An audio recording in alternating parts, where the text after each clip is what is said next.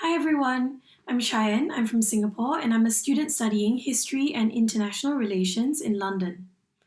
The story I'm about to share is about the meaning behind a classic symbol you might have seen before, the yin and yang. It's about beginnings and how the world came to be.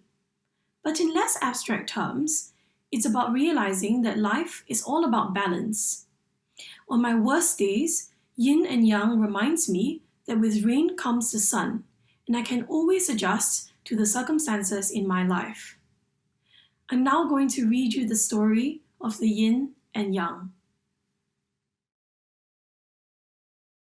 There was a time when there was nothing but chaos, and it was like a mist and full of emptiness.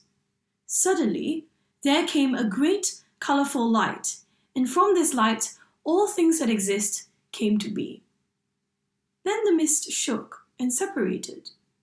Light things rose up to form heaven, and heavy things sank, became solid, and formed the earth. Then strong forces came from heaven and earth, and these forces combined to produce yin and yang. Yang was like a dragon, hot, fiery, male, full of energy. Yin was like a cloud, moist, cool, female, and slowly drifting. Each force had great power. On their own, they would destroy the world and chaos would return. But together, they balanced each other and they kept the world in harmony. From yin and yang came everything. The sun was of yang and the moon yin. The 4 seasons, winter, spring, summer, and autumn. And the 5 elements, water, earth, metal, fire, and wood. All these things sprang from them, as did all kinds of living creatures. So there was the earth, a featureless ball, floating like a jellyfish on water. Then the forces of yin and yang created the giant figure Pangu, the ancient one. Pangu never stopped growing during every year of his long life, and he set to work to put the earth in order. He dug the river valleys and piled up the mountains.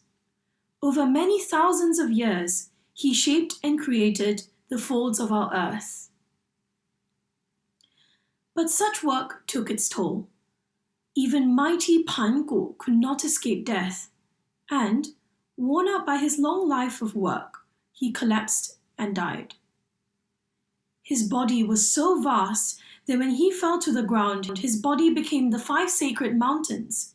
His hair became the plants, and his blood the rivers. From his sweat came the rain, and from the parasites living on his body came human beings. The people at first lived in caves, but soon the heavenly emperor came to teach them how to make tools and houses.